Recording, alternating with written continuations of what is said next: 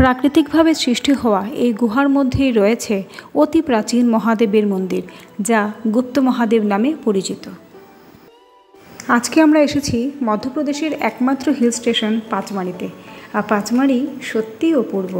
মধ্যপ্রদেশে যদিও অনেক জায়গা আছে খুব সুন্দর সুন্দর ঘুরে বেড়াবার মতো, কিন্তু পাঁচমারিটা খুবই সুন্দর জায়গা। আর এইখানের মধ্যে মানে পাঁচমারিতেই আছে এই গুপ্ত মহাদেব মন্দির, যা খুবই প্রসিদ্ধ। রাস্তার মধ্যে গাড়িটা থামিয়ে মোটামুটি 1 কিলোমিটারের মতো হেঁটে যেতে হয় এই জঙ্গলের মধ্য দিয়েই এই মন্দিরে। চারদিকে আপনারা দেখতেই পাচ্ছেন প্রচুর গাছপালা, মানে জঙ্গল পুরো।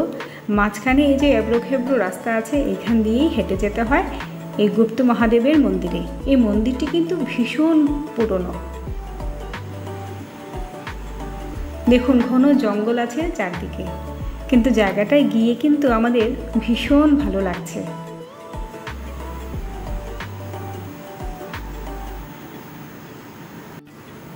এই গুহাটি কিন্তু খুবই সরু, মানে একসঙ্গে 4-5 জন যদি যেতে হয় তো একজন একজন করে জায়গাটা ক্রস করতে হয়, তাও আবার খুব সাবধানে।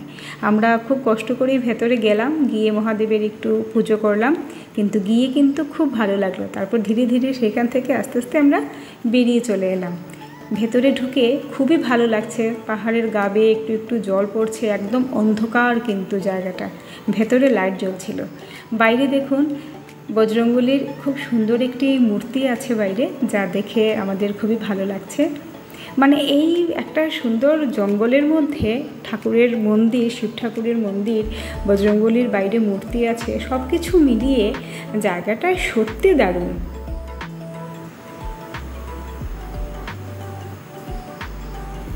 চারদিকে বন্য ফুল ফুটে আছে প্রচুর।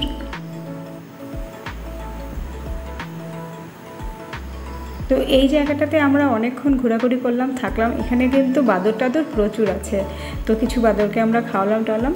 তো এখানে অনেকক্ষণ ঘোরাঘুরি করে তারপরে আমরা চলে গেলাম অন্য জায়গায় ঘুরতে। এই ছোট্ট ভিডিওটি যদি ভালো লেগে থাকে তাহলে অবশ্যই কমেন্ট করে জানাবেন। সবাই খুব ভালো থাকবেন। দেখা হবে আবার পরবর্তী একটি ভিডিওতে। আর চ্যানেলটিকে লাইক, শেয়ার বা সাবস্ক্রাইব করতে কিন্তু একদম ভুলবেন না। ধন্যবাদ সবাইকে।